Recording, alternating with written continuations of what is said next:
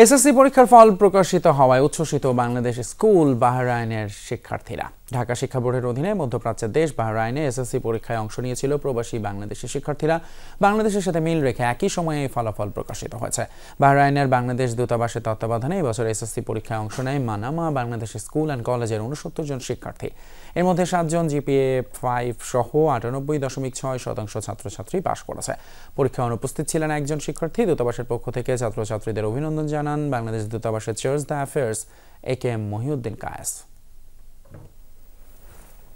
আমি Bangladesh school Bahrain থেকে এবার এসএসসি পরীক্ষা দিয়েছি এবং জিপিএ 5 পেয়েছি। আমার এই রেজাল্টে আমি এবং আমার মা বাবা সবাই খুবই খুশি। জিপিএ 5 পেয়ে উত্তীর্ণ হয়েছি।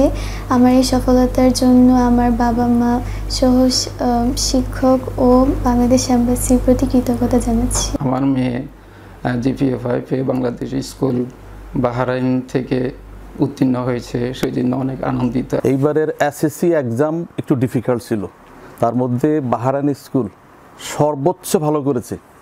এই জন্য আমি বাহরাইন স্কুলকে এবং স্কুলের সাথে সংশ্লিষ্ট সবাইকে আমি এজ এ গার্ডিয়ান হিসেবে আমার পক্ষ থেকে আন্তরিক শুভেচ্ছা এবং অভিনন্দন জ্ঞাপন করতেছি।